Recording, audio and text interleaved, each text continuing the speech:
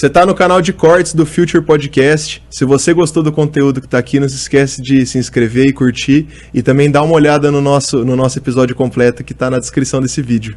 Valeu! Vitor, a gente estava falando sobre a questão de foco, né?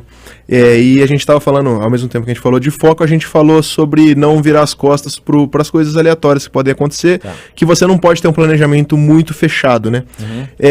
O que você, na experiência de vocês no escritório, que eu já considero que é um escritório grande, que já tem bastante coisa, quais os parâmetros... Nossa, que legal, cara. Lógico, né? É legal o vídeo de outra pessoa, né? Porque você tá ali o dia inteiro, cara. Não, mas me chama muita atenção, principalmente quando começa a ter mais gente trabalhando, né?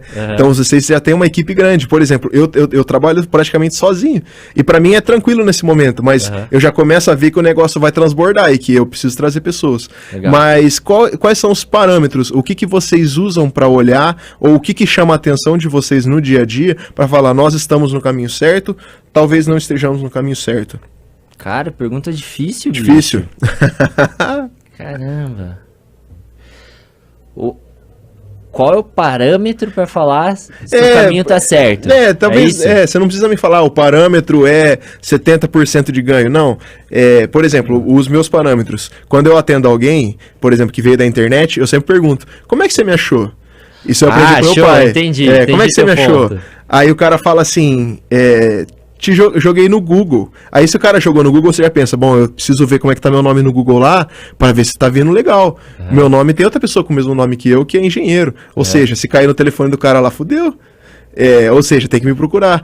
E para vocês, assim, o que você acha que... O que vocês chamam a atenção de vocês nessa execução? Cara, esse é um ponto muito massa. Ó, vou dar um exemplo. Uma cliente chegou para mim e falou assim, eu ouvi o seu nome... Por mais de 2 recomendações, eu ouvi seu nome.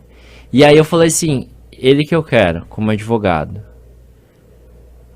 Isso é muito massa. Muito legal. Quando você tem esse feedback, você fala assim, cara, que tesão, caminho certo, tá? Quando pessoas mandam mensagem e te vê como referência. Pode ser colega e falar assim, Vitor, cara, eu tô com um problema... processo judicial odontológico, o que você acha que eu devo fazer? Cara, muito massa, porque você está sendo reconhecido, e reconhecimento é algo muito massa. Muito bom. Né? Então, te acharem no Google, sensacional, cara, sensacional. São algumas coisas, pequenas vitórias que eu falo assim, poxa, muito massa, né? De ter esse parâmetro. A outra coisa no escritório, cara, isso vem muito de mim, do André, cara, a gente é inquieto. Quando o negócio tá muito parado, bicho, se mexe, remexe no que já tem, no que tá errado. E às vezes até um problema meu que eu fico matutando. Cara, um dia meu pai chegou pra mim e falou assim, Vitor, isso é muito intenso no negócio, cara. É tão intenso que chega a ser a cabeça dura. No sentido assim, quando eu coloco o negócio na cabeça, cara, puta, eu vou até o final e até chegar a pessoa falar assim, tá vendo, você quer quebrar a sua cara, quebra a cara. É o bom e ruim dessa parte, a capacidade de execução ao extremo. Ao extremo, cara. Você deixou do modo bonito, né? Porque o outro modo é assim, cara, cabeça dura do caramba, meu, você quer quebrar a sua cara. Puta, mas quando eu acredito na ideia, eu falo assim, vou até o final e vou fazer dar certo esse negócio, porque não é questão, aquilo que a gente conversou, não é questão de falar assim, cara, eu tô com planejamento, vou seguir certinho e ali a linha de final. Não, eu vou fazer dar certo porque ali no meio eu vou entender esse negócio tá nebuloso, aí eu ajeito de novo e vai embora. Cara. Você me lembrou do livro. Todo mundo fala muito de startup, né? Tem o cara que dizem que ele cunhou o termo startup, chama Eric Rice. E um dos livros dele é o estilo startup. E ele ensina nesse livro como fazer um MVP, né? O mínimo produto viável. Tá. Mas ele, basicamente, o que ele ensina? A você tomar caminhos que te permitam tomar escolhas diferentes. Você nunca se fechar. Você fazer da melhor forma que você esteja mais livre para você ver o que apareceu e para onde você pode ir. você não se amarrar, porque quando a gente fala em se amarrar, geralmente é se amarrar com custos, né?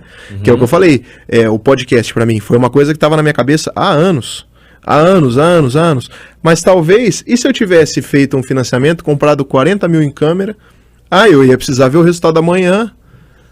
A água tava na bunda, né? Vai bater na bunda, vai bater pescoço. Mas é óbvio que vai dar errado.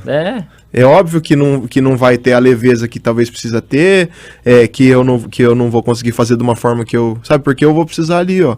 Não, eu preciso pagar a conta, eu preciso tal. Então é muito interessante quando a gente fala dessa questão dos parâmetros sobre execução, né? Porque eu acho, se fosse dividir, né, entre execução e visão, eu sou um cara que tem mais de visão, assim, porque eu não gosto de planejar. Eu gosto de pensar, eu vou fazer tal coisa. Então eu vou lá. Primeiro passo, vamos ver no que dá. E vou fazendo um microplanejamento, assim, de coisas muito pequenas. Pra mim não tem muito problema, sabe? Isso reflete, por exemplo, na minha rotina. Eu tenho uma rotina bem básica, assim, da hora que eu acordo. Eu acordo tal hora, almoço tal hora e treino tal hora. O resto, se eu vou pro escritório, se eu não vou pro escritório, se eu vou no mercado, se eu vou no shopping antes de ir no escritório. O jeito não rotina é só rotina, né? Porque as coisas vêm pra mim assim, às vezes eu tô dirigindo o carro, vem aquela, caramba, preciso fazer X coisa. Tô treinando. Essa aqui é o que eu preciso fazer, essa vem a resposta. Então, eu tento não forçar, e eu já percebi que pra mim é uma coisa que vem, sabe? É bem tranquilo. Mas isso só é possível por causa do jeito que eu decidi trabalhar também, né? Tem seus ônus e seus bônus. Mas pra mim funciona. Eu não acredito. É que assim, né? Tem 2 pontos. Então, assim, você precisa estar no escritório a todo momento? Não. Né? Porque a advocacia é muito intelectual. Mas tem que ter alguém lá. Mas, por exemplo, se o cliente te liga, você tá num contato que ele consiga falar com você em qualquer lugar? Isso é importante. Né? Agora ele vai ligar no fixo do escritório. Cara, aí exige que você esteja lá. Com certeza. Né? São alguns pontos que você tem que pensar. Hoje, eu fiquei pensando naquele negócio que você começou com a primeira pergunta. O que você faria ali? Cara, eu talvez... É que bate uma incerteza lá no começo, que você acha que não é bom em nada. Você acha que, bicho, será que eu sei advogar? Como que vai ser na prática? É um monte de pergunta. Eu vou advogar contra esse cara aqui que tem 30 anos de ele vai me engolir. Me engole mesmo. Não, engole mesmo, cara. Engole. Aí você olha aqui e fala, dá bicuda na cara. Velho, agora, né? Aí você vai lá desesperado tentar achar uma jurisprudência pra te pautar, né? É feio o negócio. Não, Dá medo. É pedrada, né? E aí, do mesmo jeito que você pega uma sessão de gente mais nova, você fala assim, meu filho, você não alegou isso daqui, fião? Dá-lhe também, né? Jogada é foda, né? É foda, mas é a vida, né? E esse negócio de não se prender, né? Então, se você não tem experiência, tipo, eu abri o escritório, cara, não tinha experiência na parada. Tem experiência, tá muito inseguro, vai pro lado que não vai te prender financeiramente. Então, hoje em dia, né? Hoje em dia. Então, se o Vitor formou, eu pudesse falar pra alguém, falar assim, cara, vai pro digital primeiro. Sente ali. Não compra mesa, sofá, até você televisão, telefone, cara, não precisa. Não precisa agora. Agora não tá... Malemão impressora, cara. Malemão impressora agora, bicho. É verdade isso. Puta. Você manda o contrato online ali pro cara, o cara assina. Cada vez tá mais fácil a assinatura digital também. Bicho. Se você pensar primeiro, preciso de um lugar. Aí, pra começar a dar o passo, não sei não. Você me fez pensar desde a primeira pergunta lá, hein? Não, mas eu acho assim, é muito legal quando a gente fala disso tudo. Por exemplo, eu falei da minha rotina lá. Mas também, a gente não pode se enganar. Que eu falei, nós somos vizinhos, a gente trabalhava no calçadão. No calçadão, o cara simplesmente bate na tua porta. E você tem que estar lá, e você tem que estar lá bem vestido. Então eu trabalhava de camisa e tal. Hoje em dia eu já não trabalho tanto, só quando eu tô atendendo. Ou seja, você tem que estar lá, porque o cara vai bater Se na tua desse, porta. eu ia de bermuda. Eu também. Se você não atender, chinelo ainda. se você não atender, ele vai no vizinho e o vizinho vai atender. Uhum. Então você tem que estar lá. Mas só que quando você começa a entender o que tem que ser feito, você vê que talvez, tá bom, então talvez não precise ser eu, pode ser outra pessoa. Por exemplo, lá no escritório tem a secretária. Então a pessoa vai lá, ela deixa o documento com a secretária. Não vou eu atender. Ninguém.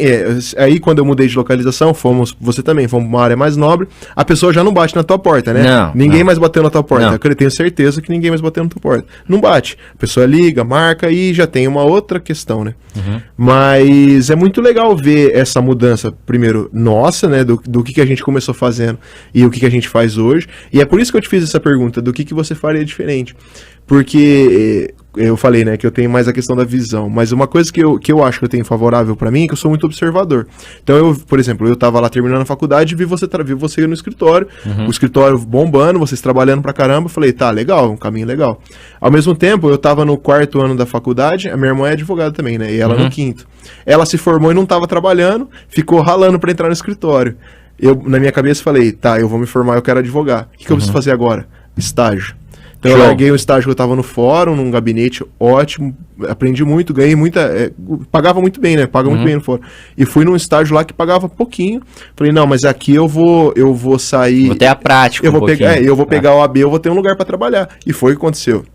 E aí, quando você começa muito cru. E você começa achando que você... Primeiro, não, eu sou novo, então eu sou a novidade...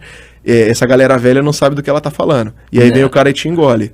E aí... Justo o contrário, exatamente. Né, porque aí você aprende que a advocacia tá aqui há 1 milhão de anos. Ou seja, você tem que fazer da forma como sempre foi feito, porque isso aqui funciona. Passou pelo teste do tempo. Tá. A novidade, legal. Claro, por exemplo, a internet. A internet veio para ficar. Não podemos virar as costas pra internet. Então, mas só que você tem que ter essa experiência do clássico. Do sentar lá, é assim que faz uma contestação. Por exemplo, eu nunca vou esquecer. Logo que eu não lembro que momento foi, já estava advogando, eu fui lá e falei, Vitão, tô querendo abrir um escritório. Você pegou uma folha de papel, falou, aqui a gente gasta tanto de aluguel, tanto de estagiário, tanto de tal. Era precificação. Você falou, como que você vai precificar? Então a gente gasta, sei lá, aí eu fiz o cálculo de horas. Quantas horas você trabalha? 6 horas no dia. Bom, na tua hora você gasta isso aqui. Então, no mínimo, você tem que cobrar isso daqui, senão você está no prejuízo. E aí isso é uma coisa que me marca muito, sim, que ali foi a base. Falei, não, então eu sei quanto que eu tenho que cobrar mais ou menos. Com o tempo você vai pegando, né?